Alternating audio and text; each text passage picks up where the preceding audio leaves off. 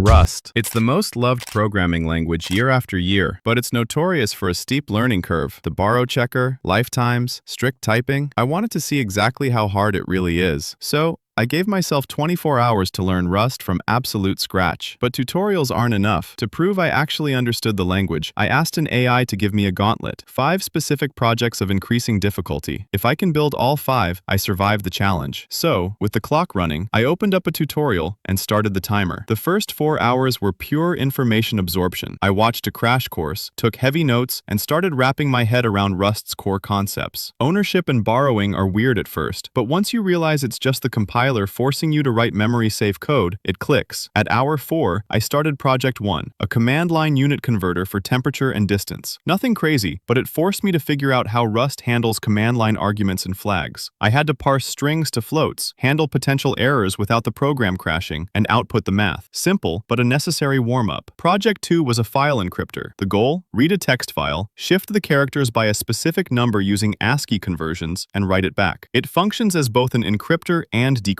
This was my introduction to file I/O in Rust. Instead of just dealing with strings, I was working with byte values, casting characters to numbers, applying the shift, and casting them back. By the time I had the CLI flags wired up to trigger the encryption logic, 8 hours had passed. 2 down, 3 to go. Project 3 is where the difficulty spiked, an image to ASCII converter. I had to pull up some external documentation for this one. The logic works like this. You decode the image, loop through every single pixel, and convert its RGB values into grayscale. Once you have that single brightness value, you map it to an array of ASCII characters ordered from darkest to lightest. Getting the math right so the aspect ratio didn't stretch in the terminal took some debugging, but seeing an actual image render perfectly in standard terminal text, completely worth it. We are now 13 hours in. Project 4, a web link checker. The program takes a URL, sends an HTTP request, and scrapes the HTML for any other links using regex. Then, it pings every single link it finds to see if it's dead or alive. This project forced me into Rust's ecosystem. I had to learn how to use crates, Rust's package manager, pulling in libraries for HTTP requests and regex. Dealing with network errors and handling result types in Rust is incredibly strict, but it means once it compiles, it rarely breaks. 15 hours down, 1 AI project left, the final boss of the AI gauntlet, building a Redis clone, a basic in-memory database that lives entirely in RAM. It needed to handle 3 core operations: adding new data, reading it, and deleting it. Because data in RAM disappears when the program closes, I also had to implement a snapshot feature that serializes the data and backs it up to the disk. Managing state across a running application in Rust means fighting the borrow checker, but I got it working. Time check, 17 hours. I had beaten the AI gauntlet, and I still had 7 hours left. Time for a bonus round. With the remaining time, I decided to build a 2D game. I immediately went for Bevy, Rust's most popular game engine. I spent time reading the docs and setting up the boilerplate, but there was a major bottleneck. My development setup features an i5 processor with 8 gigs of RAM. Bevy is powerful, but compiling it on my machine was painfully slow. I was wasting precious challenge time just waiting for the compiler. So, I pivoted. I dropped Bevy and switched to MacroQuad. It's a much lighter, faster 2D library that relies on simple game loops rather than complex ECS architectures. It compiled instantly. By hour 20, I understood the MacroQuad loop. I spent an hour hunting down the right 2D assets, and with 2.5 hours left, I started assembling the core mechanics for what will eventually be a 2D game called Missile Rage. I got the window rendering, textures loading, and basic movement mapped out. Did I finish the entire game before the 24-hour mark? No, the timer ran out. But looking back at the last 24 hours, I went from 0 Rust knowledge to building a unit converter, a crypto shifter, an ASCII renderer, a web scraper, an in-memory database, and the engine foundations of a 2D game.